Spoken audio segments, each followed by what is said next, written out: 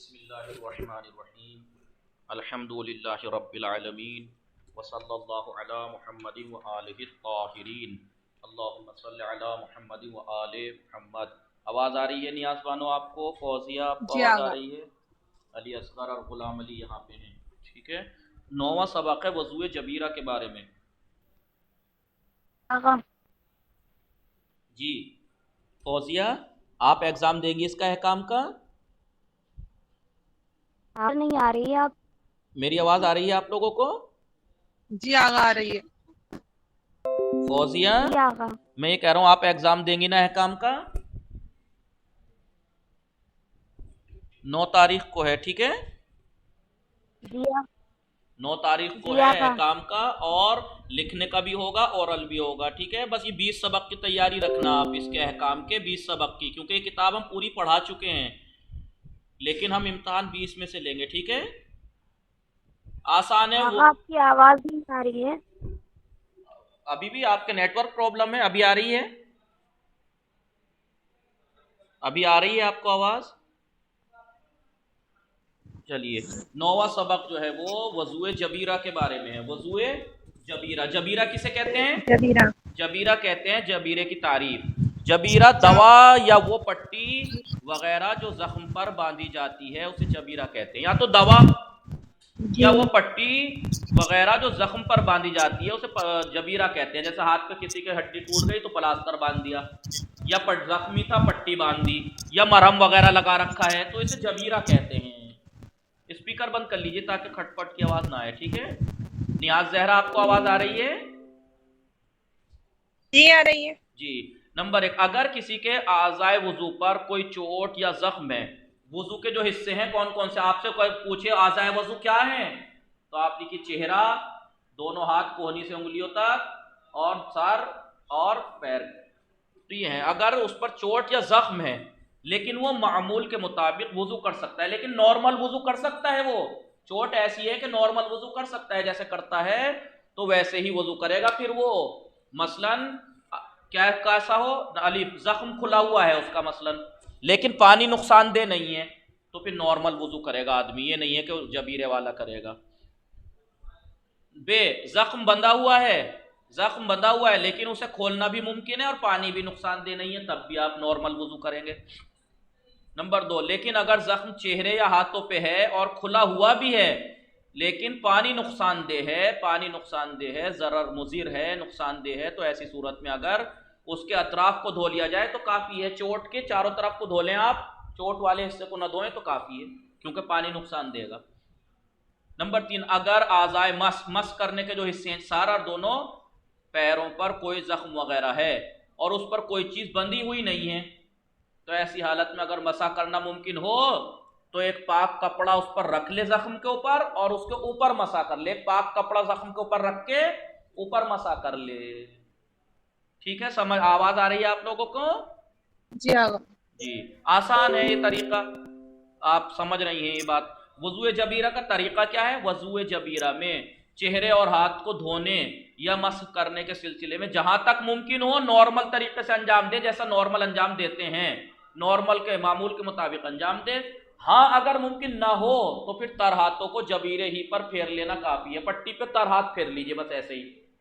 لیکن اگر پٹی کھول کر کرنا کا امکان تھا، زخم پہ پانی جانے سے نقصان بھی نہیں تھا تو پھر آپ نارمل طریقے سے ہی کریں گے وضو، لیکن اگر نقصان دہ ہے تو پٹی کے اوپر ہاتھ پھیر لیں گے ایسے ہی۔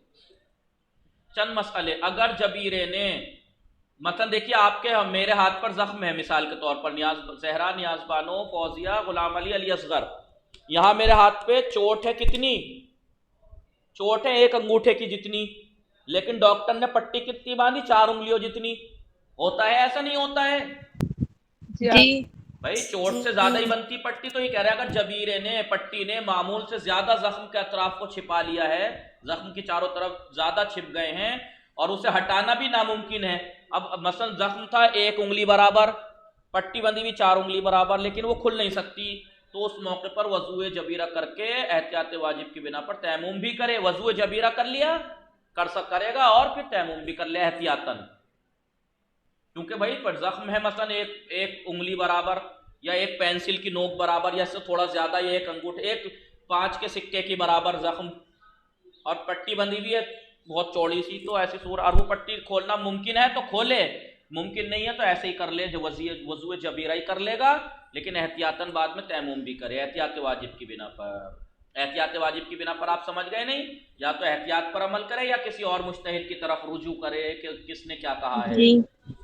नंबर 2, जो शख्स ये तय नहीं कर सके कि उसकी तकलीफ शरई वज़ू जबीरा या तयम्मुम, बास टाइम ऐसा होता है मैं ये नहीं तय कर पा रहा कि मुझे वज़ू करना चाहिए या मेरी जिम्मेदारी इस वक्त तयम्मुम है।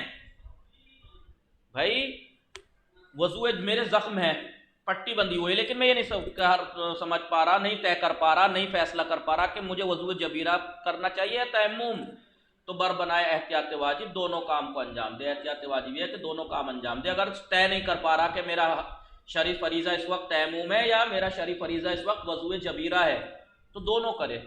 नंबर 3, अगर मरहम पट्टी उसके पूरे चेहरे या किसी मुकम्मल हाथ को छिपाए हुए है तो वज़ू जबीरा काफ़ी है, तयम्मुम की ज़रूरत नहीं है। नंबर 4, जिस शख्स की हथेली या उंगलियों में जबीरा है, पट्टी है, और उसने तर हाथों को उसके ऊपर फेरा है, तो वो सर और पैर के मसों को भी उसी तरीके से अंजाम दे सकता है। या ये कि दूसरे आज़ाए वज़ू से फिर वो रतूबत ले, क्योंकि जब उसने वज़ू जबीरा में हाथ पे पट्टी बंधी हुई थी, हाथ फेर के ऊपर हाथ फेर दिया तो हाथ ये खुश्क हो गया, इस पर तरी नहीं बची, मिसाल के तौर पे दाने हाथ पे, अब वो चेहरे से तरी लेके सर पे मसा कर सकता है। समझ रही है ना नियाज ज़हरा, नियाज बानो, फौजिया, गुलाम अली, अली असगर, समझ रहे हो? बोलो, आप भी तो बोलो जी। नंबर 5, अगर चेहरा या हाथों पर कई अदद जबीरा हो, पता लगा आपका कोहनी से लेकर उंगलियों तक हाथ जो है आपका, उसमें कई जगह चोट है, या मेरे मिसाल के तौर पर या किसी के भी कई जगह, ठीक है, तो उसके दरमियान को मसलन कोहनी के पास पट्टी बंधी हुई है, फिर कलाई के पास, फिर उंगली पे, तो बीच के हिस्से को क्या करेंगे, तो उसके दरमियानी हिस्से को धोना चाहिए, तो दरमियानी हिस्से को धोएंगे और पट्टियों पे हाथ फेरेंगे।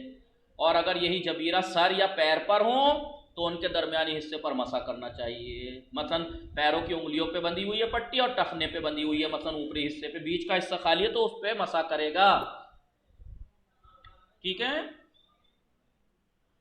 और इस जगह मसलन मिसाल ये कह रहे हैं कि अगर किसी इंसान के आज़ाए वज़ू पर कई जगह पट्टी बंधी हुई है और बीच बीच में गैप है, तो बीच बीच के गैप को धोया जाएगा। और अगर सर या पैर की बात है मसे वाली जगह पे, तो अगर पट्टी के एक पट्टी से दूसरी पट्टी के बीच में गैप है तो उस गैप में मसा करेगा, समझे जी। और जिस जगह पर जबीरा है, जहां पर पट्टी है, वहां क्या करेगा, वहां अहकाम जबीरा पर अमल किया जाएगा, यानी जहां जहां पट्टी है वहां वहां पर जबीरा के अहकाम को अमल किया जाएगा। और जहां जहां पट्टी नहीं है वहां पर अगर धोने की हिस्सा है जैसे चेहरा और हाथ तो धोएगा, मसे की जगह है जैसे सर और पैर तो मसा करेगा खाली जगह पे, और पट्टी पे जबीरा के अहकाम जारी होंगे कि अगर नुकसानदेह है तो पट्टी को ऊपर ही फेर लेगा। जिन कामों के लिए वजू की जरूरत है, आपसे कोई पूछ सकता है बताइए मूजिबात वजू क्या है, किन चीजों की वजह से वजू वाजिब होता है। नंबर 1 नमाज, नमाज मैयत के अलावा बाकी सब नमाजों के लिए वजू जरूरी है। नंबर 2 खाना काबा के तवाफ के लिए वजू जरूरी है। नंबर 3 कुरान या नाम खुदा को मस करने के लिए, कुरान मस करने के लिए और नाम खुदा को मस करने के लिए वजू करना जरूरी है। आपसे कोई पूछ सकता है मूजिबात वजू, वजू के असबाब, वजू के वाजिब होने की सबब, वजू किन चीज़ों के लिए वाजिब होता है, तो आप ये बताइएगा, ठीक है। अब मसलन अगर सवालात में दर्स के जो आखिर में सवाल है उसमें ये सवाल नहीं आया तो इसका मतलब ये नहीं है कि आपको याद नहीं होना चाहिए, याद हो या आपको, मैं आपसे पूछ सकता हूँ बताइए वजू किन चीज़ों के लिए वाजिब होता है। आपका ये नमाज, खाना काबा के तवाफ के लिए, कुरान को छूने के लिए, अल्लाह के नाम को छूने के लिए, ठीक है। अली असगर जी जी ओरल बोलते बोल रहा, ओरल भी होगा जी, ओरल भी होगा, लिखने का भी होगा। चंद मसाइल, अगर नमाज अभी से क्यों आ गए भाई, अगर नमाज या तवाफ बगैर वजू के किया जाए तो बातिल है। अगर आपने नमाज बगैर वजू पढ़ ली या खाना काबा का तवाफ बगैर वजू कर लिया तो बातिल है। नंबर 2 जो शख्स बावजू नहीं है, वजू से नहीं है, वो जिस्म के किसी हिस्से को मंदरजा झैल तहरीरों से मस नहीं कर सकता। नीचे जो तहरीरें दे रखी हैं उनको मस नहीं कर सकता बगैर वजू के। किस किस को? कुरान की तहरीर को, بغیر وضو کے مس نہیں کر سکتا۔ البتہ ترجمے کو مس کرنا جائز ہے، البتہ قرآن کے ترجمے کو مس کر سکتا ہے، لیکن اگر اللہ کا نام ہے چاہے وہ کسی بھی زبان میں ہو اسے مس نہیں کر سکتا۔ نمبر 2، خداوند عالم کا اسم مبارک چاہے جس زبان میں ہو، جیسے اللہ، خدا، گاڈ، جو بھی ہو جس زبان میں ہو وہ آپ بغیر وضو مس نہیں کر سکتے، ٹھیک ہے، احتیاط واجب کی بنا پر۔ نمبر 3، پیغمبر اسلام صلی اللہ علیہ وآلہ وسلم کا اسم گرامی احتیاط واجب کی بنا پر اسے بھی مس نہیں کر سکتے۔ آپ سے امتحان میں یا ویسے کوئی بھی پوچھ سکتا ہے، سوال کر سکتا ہے، بتائیے بغیر وضو کے کن کن چیزوں کو نہیں مس کیا جا سکتا، یا کیا کیا کام انجام نہیں دیا جا سکتے، تو آپ کیا کیا مس نہیں کر سکتے؟ قرآن کی تحریر، خدا کا نام چاہے جس زبان میں ہو، پیغمبر کا نام، ائمہ علیہ السلام کے نام اور حضرت فاطمہ زہرا کا نام، یہ بغیر وضو کے مس نہیں کر سکتے۔ نمبر 3، مندرجہ ذیل کاموں کے لیے وضو کرنا مستحب ہے۔ اوپر جو کام گنائے تھے ان کے لیے وضو کرنا واجب تھا، قرآن کو مس کرنا، اللہ کے نام کو مس کرنا، خانہ کعبہ کے طواف کے لیے، نماز کے لیے، لیکن ان کاموں کے لیے وضو کرنا مستحب ہے۔ آپ سے سوال کیا جا سکتا ہے کہ بتائیے کن چیزوں کے لیے وضو کرنا واجب ہے، تو وہ والی بتائیے گا، کن چیزوں کے لیے وضو کرنا مستحب ہے، تو یہ مسجد اور معصومین کے روضوں میں جانے کے لیے وضو کرنا مستحب ہے، قرآن کی تلاوت کرنے کے لیے وضو مستحب ہے، قرآن اپنے ساتھ رکھنے کے لیے کہ آپ اپنے ساتھ قرآن رکھیں جیب میں، اس کے لیے مستحب ہے وضو۔ قرآن کے حاشیے، خالی جگہ جو ہوتی ہے نا سائیڈوں میں، یا اس کی جلد کو مس کرنا اگر ہو تو وضو کریں آپ، تو مستحب ہے۔ بغیر وضو کے آپ مس کر سکتے ہیں لیکن وضو کریں، یہ مستحب ہے، ٹھیک ہے؟ آواز آ رہی ہے آپ لوگوں کو؟ جی آگا جی۔ اور اہل قبور کی زیارت کے لیے، اگر ہم اپنے مرحومین کی زیارت کے لیے قبرستان جا رہے ہیں تو وضو کرنا مستحب ہے۔ اب آپ سے کوئی پوچھ سکتا ہے، ایک تو تھا اوپر موجبات وضو، کن چیزوں کے لیے وضو واجب ہوتا ہے، پھر کیا تھا کن چیزوں کے لیے وضو مستحب ہے، اور وضو کس طرح باطل ہو جاتا ہے، اسے کہتے ہیں مبطلات وضو، وضو کو باطل کر دینے والی چیزیں۔ وضو کس طرح باطل ہوتا ہے؟ پیشاب کریں آپ، جب پیخانہ کریں تب ریح خارج ہو، اس سے وضو باطل ہو جاتا ہے۔ ایسی نیند جس کے بعد نہ دیکھ سکے نہ سنے، آدمی بیٹھے بیٹھے یا لیٹ کے سو جائے تو جب سو جاتا ہے تو نہ وہ دیکھ پاتا ہے نہ سن پاتا ہے، لیکن اگر ایسے ہی آنکھ بند کرے بیٹھا سو نہیں رہا ہے تو وضو باطل نہیں ہوگا۔ نیند ایسی ہونی چاہیے کہ اسے کیا ہوا اسے پتہ ہی نہ لگا، سو گیا وہ، مثلا نہ دیکھ سکا نہ سن سکا۔ نمبر 3، وہ چیزیں جو عقل کو زائل کر دیتی ہیں، بہت سی چیزیں ایسی ہیں جس سے عقل ختم ہو جاتی ہے، جیسے دیوانگی ہے، پاگل پن، نشہ ہے، نشے کی مستی ہے یا بے ہوشی ہے، ان چیزوں میں وہ ان سے وضو باطل ہو جاتا ہے۔ نمبر 4، استحاضہ، استحاضہ سے وضو باطل ہو جاتا ہے، یہ عورتوں کے لیے آتا ہے، عورتوں کو حیض سے الگ، کیونکہ 3 دن کم سے کم، زیادہ سے زیادہ 7 دن حیض کہیں، زیادہ سے زیادہ 10 دن، نارمل 7 دن آتا ہے کسی کو، 6 دن کسی، لیکن استحاضہ جو 10 دن کے علاوہ خون دکھائی دیتا ہے اسے استحاضہ کہتے ہیں، اگر وہ ہو جائے تو وضو باطل ہو جاتا ہے۔ نمبر 5، وہ امور جن سے غسل واجب ہو جاتا ہے ان سے وضو بھی باطل ہو جاتا ہے۔ جنابت ہے، اگر غسل جنابت واجب ہو جائے، وضو میں تھے آپ، وضو باطل ہو جائے گا۔ یا میت کو چھو لیجیے آپ، تو مس میت آپ ہیں، میت کو مس کیا ہے تو آپ کا وضو باطل ہو جائے گا۔ نمبر 3، آیت اللہ سیستانی کیا کہتے ہیں؟ جنابت بلکہ بنابر احتیاط مستبیح ہے کہ ہر وہ کام جس سے غسل واجب ہو جاتا ہے اس سے وضو باطل ہو جاتا ہے۔ خلاصہ یہ ہے، جس شخص کے اعضائے وضو میں زخم، کسی کے اگر وضو کے حصوں میں زخم ہو، پھوڑا ہو یا کوئی چوٹ وغیرہ ہے، اور وہ باقاعدہ یعنی نارمل طریقے سے وضو کر سکتا ہے تو وہ ویسے ہی وضو کرے گا نارمل، لیکن جو شخص وضو میں اعضائے وضو کو نہیں دھو سکتا چوٹ کی وجہ سے، یا کسی حصے تک پانی نہیں پہنچا سکتا، اگر وہ اس کے اطراف کا حصہ دھو لے چاروں طرف کا تو کافی ہے، اور تیمم ضروری نہیں ہے۔